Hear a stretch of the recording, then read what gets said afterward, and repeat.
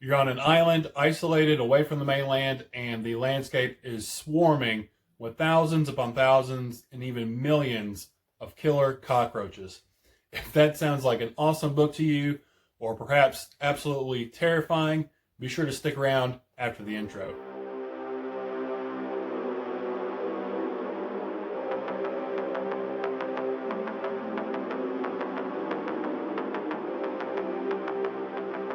What's up, everybody? My name is Brad, and today I'm back with another book review for you guys. If you happen to be new to the channel, I read a lot of Indian small press horror, a little bit of fantasy, a little bit of sci-fi. So if that sounds like something you're interested in, please consider hitting the subscribe button down below. Check out some of the other content on the channel, and maybe you'll discover a book that you enjoy. But for today's book review, we're going to be talking about The Nest by Gregory A. Douglas. I actually looked him up before this video to see what other books he had written, and I learned that that is actually a pseudonym for Eli Cantor. Just thought I'd throw that little factoid out there. I've never read anything by Eli Cantor, and this is the only book that I've read by Gregory Douglas. The Nest, it was originally published back in 1980 with Zebra Books. It's since been long out of print, and the paperbacks are pretty hard to find. I know my buddy Timmy from Lost Cunningham, in one of his most recent book haul videos, he actually found one, which is really cool. But it has since been re-released through Valancourt Books back in 2019. It was part of their Paperbacks from Hell series. I actually listened to this on audiobook, and it was narrated by Matt Godfrey. I thought he did a fantastic job on the audiobook. The narration and the different voices he did for the characters was really well done. So if you're maybe considering checking out the audiobook version, and give it a thumbs up, it was pretty good. I got it free back earlier in the year when the pandemic all started. Valancourt Books was giving a lot of free audiobook codes away, and I happened to snag a few up. It was basically first come, first serve. I grabbed maybe like 5 or 6 books from them. This is the first one I decided to listen to, though. So The Nest, in a nutshell, without going into spoilers, this is all synopsis type stuff. It takes place on the small, isolated Cape Cod island that's away from the mainland, so it's a self-contained story here.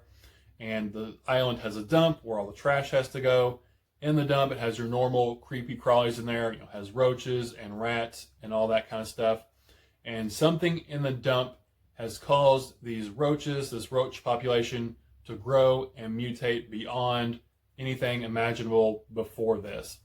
We're not dealing with super huge roaches here. You know, they're not the size of dogs or anything, but they're pretty good size. They're about 5 inches or so long, about an inch around. Some of them can fly, which is terrifying, but they are man flesh-eating roaches, and they absolutely destroy everything that gets in their way.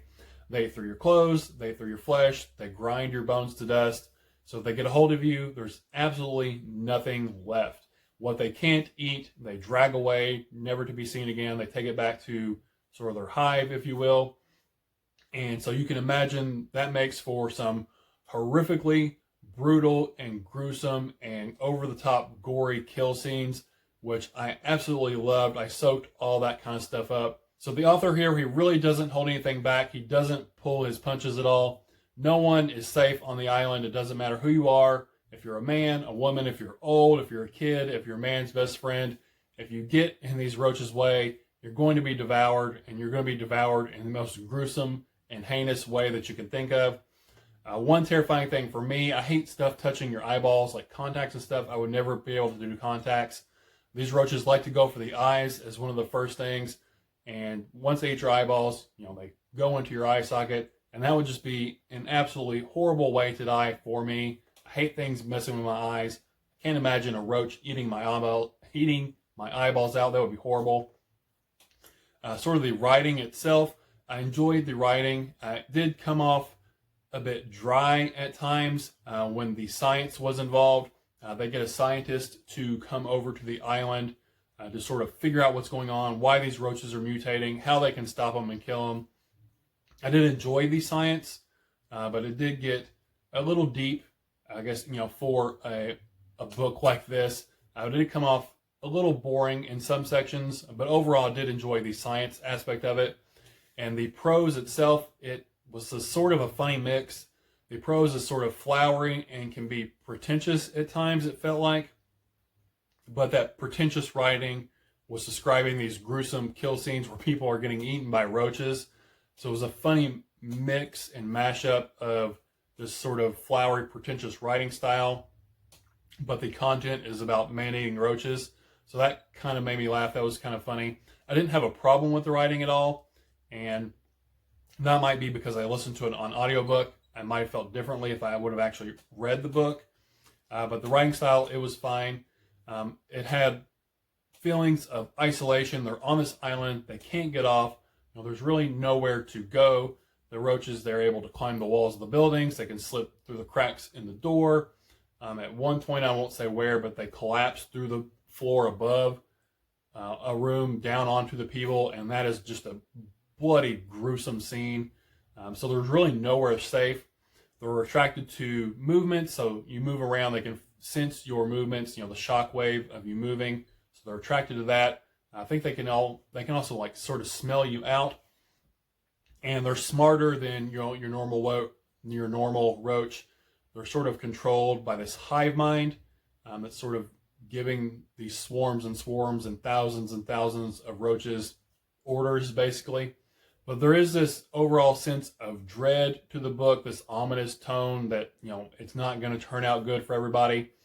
There's an isolation type feeling here, and we're on this small self-contained island in Cape Cod. The outside world, they're not coming in to help. You know, the National Guard, the cavalry's not going to come save the day. No one from the outside world even knows what's going on. There are feelings of claustrophobia here, a sense of hopelessness, and it's just overall a really bleak novel, but I had a lot of fun with it. If you like sort of creature features, animal attack stories, small town horror stories, it does have a pretty big cast for it being on a small isolated island. You'll have the scientists that come in, and there's like the eldermen and some business people in the town. It's a fishing town. There's lots of fishermen. There's women that help out. So it does have a relatively large cast, but it didn't feel overly large. I wasn't getting people confused and whatnot. So that part was good. But this book was exactly what I was hoping it would be based on the description of it being about killer cockroaches. It was fun and entertaining and bloody and brutal and gruesome and just a gore fest of a read.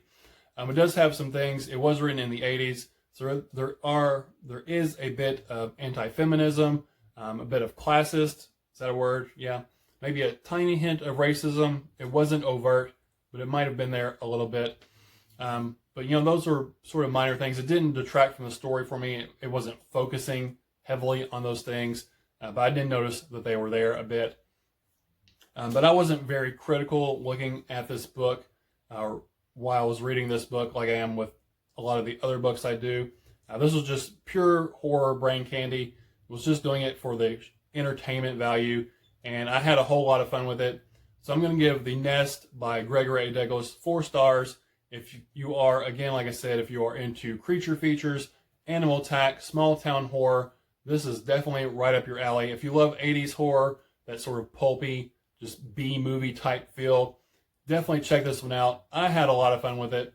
But that's all I have for you guys today. Again, this has been my 4-star review of The Nest by Gregory A. Douglas. Definitely check it out. Get the creepy crawlies all over your skin and just have a good time with it. But that's all I have for you guys today. So thank you for spending your time with me. Again, my name is Brad, and I'll talk to y'all later. Bye.